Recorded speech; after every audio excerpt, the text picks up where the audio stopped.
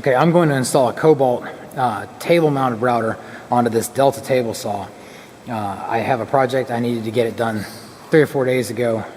I've just got to get this done. It's not ideal because when I put this table on here, what's going to happen is the factory table for the Kobalt router, this is actually going to sit proud of the factory table here. So it's not as awesome as if this was in a plane with this, but it'll work for my purposes here. It comes with a couple of pieces of plastic like this, which are the stands, and I've got some larger pieces that I expected if I were to actually try to run this across this table. The table's going to skitter all over the place. I don't have a good work surface to bolt this down, and I still expect these legs are going to be kind of spongy. I could be wrong about that, but I'd like to mount it to this table, so that's what I'm going to do here. It's not ideal, again, because the top here is not going to be in plane with that. It's just the way it's going to be. It'll get done when I need to get done. So it's a relatively quick, easy way to mount this thing, and then I'll have a solid surface, so as I slide some of the larger panels that I need to route the edges of along here, it should stay stable.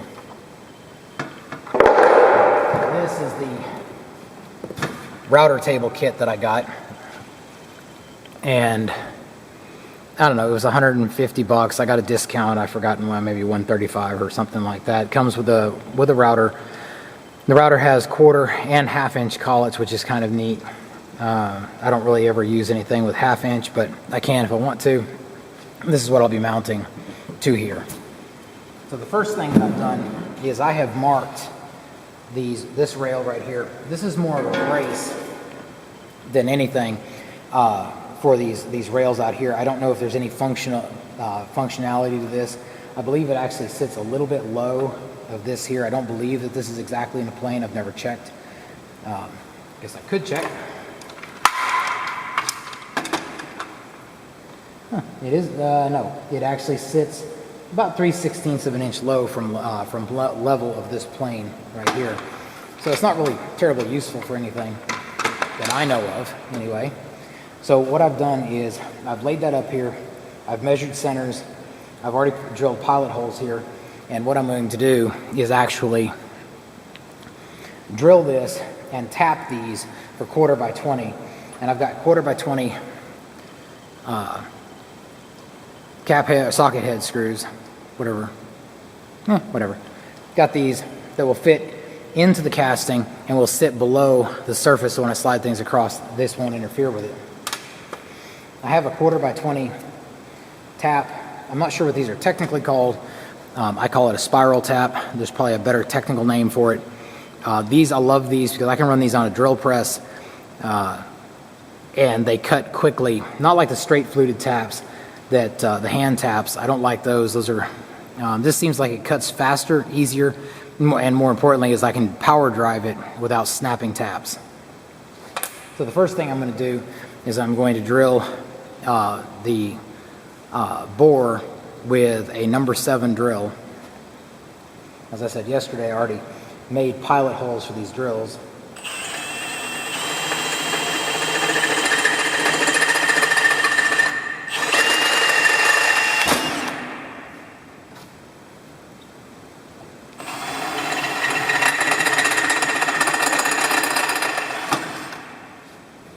And these are very, very precisely placed within what I care.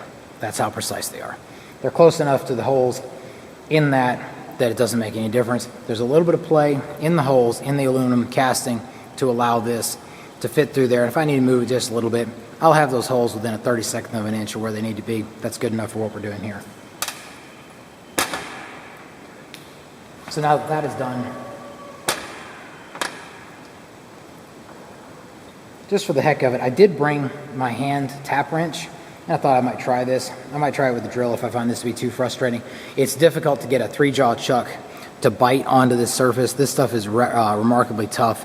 I think this is actually tougher than the drill bits. It might or might not bite well enough to actually spin the bit, or the tap rather, instead of just spinning on the shank.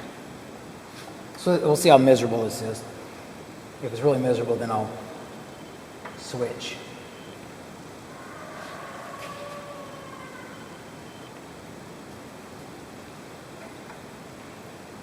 Holy cow, that's easy. Oh my goodness. Because this metal is relatively thin, and I've got an appropriately sized hole, I didn't feel like it was necessary to use any lube or oil or anything on this. I've got a little bit of a burr around there. Now I'll come back with a deburring bit, which I conveniently left on the other side of the shop, so I don't have it right here at hand with the rest of my tools, and I'll deburr that.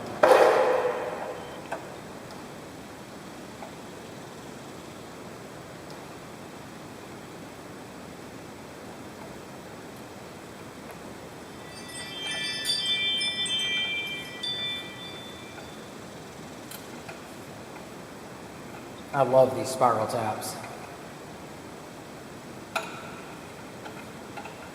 They actually wind up curling a lot of the chips back up out of the hole instead of loading up the cutting edges. So it's not go forward, come back, go forward, come back. These work best for me. Okay.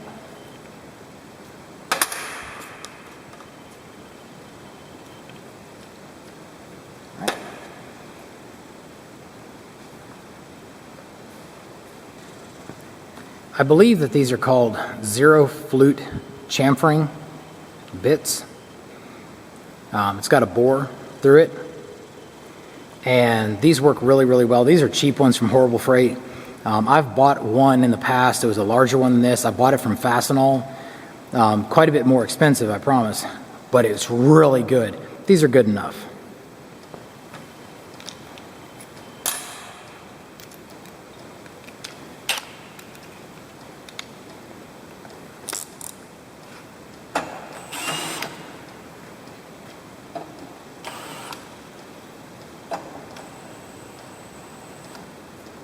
There we go, nice and clean. We'll go ahead and test fit these. Yeah, nice. There we go. So those are going to work well. I don't need a lot of clamping force. This is thin material. I'm not going to get out a cheater pipe to tighten these things down. I wouldn't even take just an Allen wrench and shower down on these things. There's not a lot of material there. All I needed to do is hold it steady. Keep it from bouncing all over the place while I actually route the pieces I'm going to route.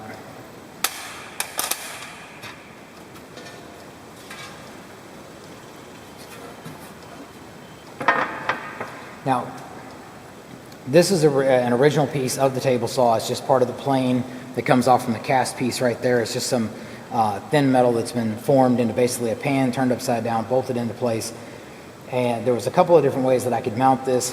And what I've chosen to do is I'm going to use some 1/4 by 20 by 1.5 hex head screw bolts. I'm going to drop them into these slots right here, and I'm going to go as close to the outside as I can to get as far away from the center to make it as stable as possible. I'm going to put it right here on the very edge like this. I don't have those holes pre-drilled because I don't yet know exactly where those are going to fall out.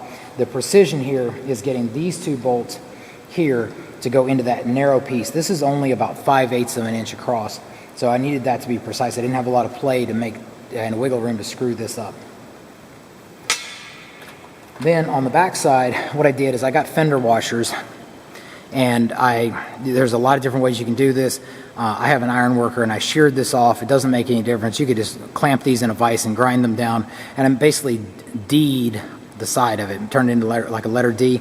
That's going to allow these then to fit and nest into here up against this edge right here. When they were circular, you see if I spin it all the way around, it actually winds up leaving part of this material exposed. I can't put the bolt through there. So I just ran it like this. I'm also using, as I said, 1/4 by 20 hardware here, which is fairly sloppy. That hole, that slot right there, is actually more almost a 3/16. I'm sure it's something in metric. Sorry, almost 3/8, if I didn't say that right. So I'm sure it's something in metric. I don't care. This is big enough. This gives me a little bit of wiggle room if I don't precisely drill here. And the fender washers are going to be able to bridge that gap. And then to further make it more rigid, to allow me to clamp it tighter over there, I'll actually be doubling these up. Okay? So what I'll do now is I'll put these cap head screws in here. Cap, socket, whatever they are. Don't care. And I forgot the bore on this is actually about 238 thousandths, something like that. It needs to be 250. And I happen to have at hand a drill bit, which is actually 258. This is aluminium for those, south of the equator and someplace called Canada.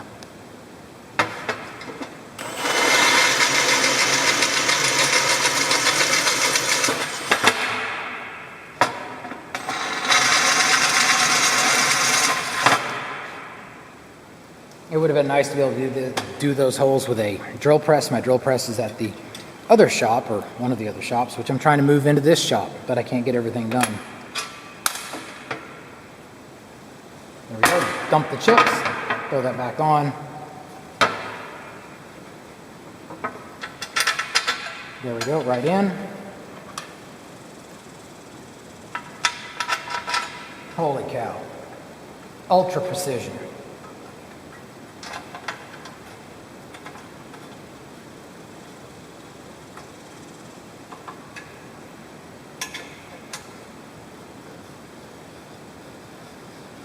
I'm going to snug these up just to make sure that everything goes down nicely and gets that fairly close. So I'm going to be kind of particular about where those holes go. So I'm just going to run this down.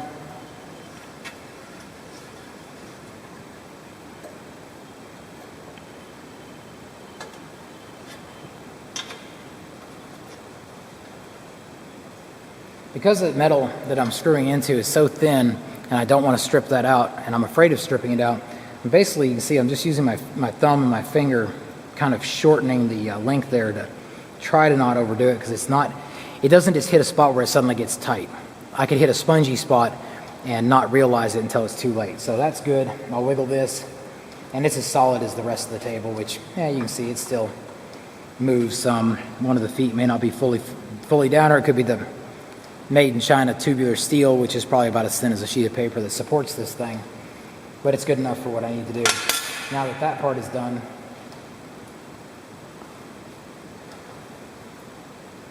I will reach over here and get my super high-tech welding equipment pencil. Now, this might be mistaken as an art pencil, but I assure you it is not an art pencil because this isn't an art shop. Anyway, Verithin Argent Metallique, number 763. Love these for doing metal work. It's just a silver pencil. It leaves really, really nice crisp lines on most dark metal surfaces. And I'll just come over and I'll make a U-shaped mark on this end, U-shaped mark on this end. And I may choose to just leave this and drill it right here. And in fact, I think I'm going to do that because I'm just crazy like that. So it'll wind up leaving me with some chips down in here, but I'll get my super high-tech air gun and I will blow this out.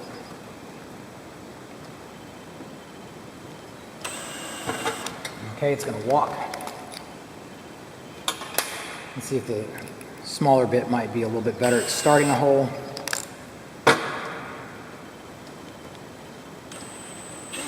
Yeah, better.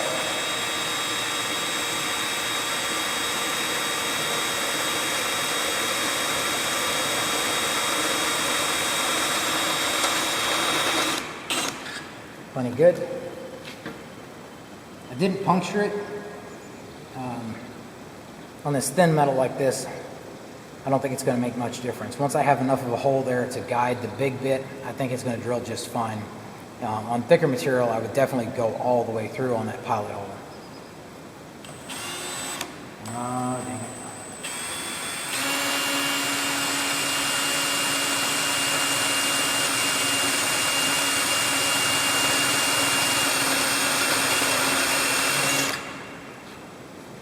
Same thing there.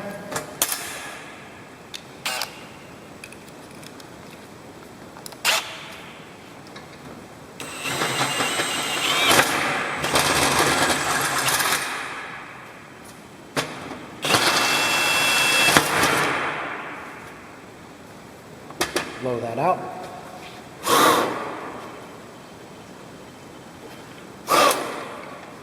Flawless. Okay. To the carriage head, fender washers, whatever. Drop that in.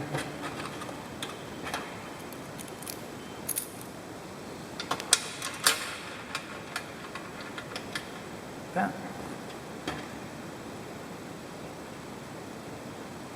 Challenging part will be reaching under, getting this part done.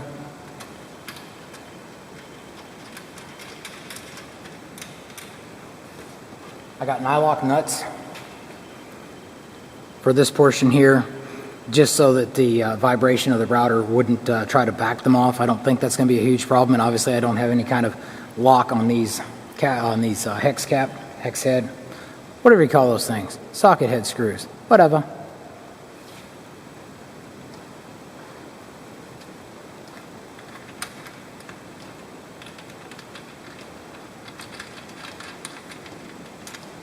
Okay. Grab my speed wrench because I don't have my toolbox over here with the right wrenches in it.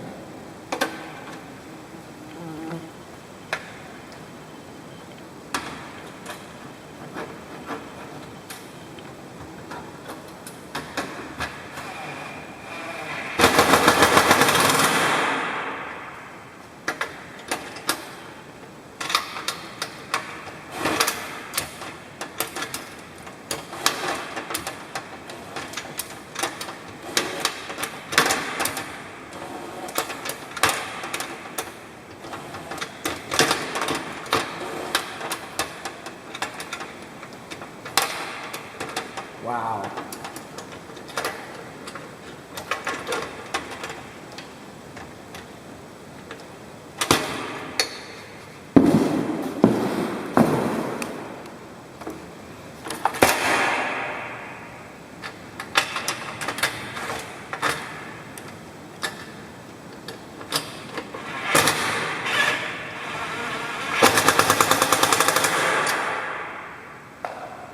And that's that. That's as secure as the rest of the unit. That's it. Like I said, it's not ideal because this would be nice if this was mounted in between these rails here and was on the same plane as this, so a larger piece of material could be run through here and have the support of this. Spin this around. The factory gate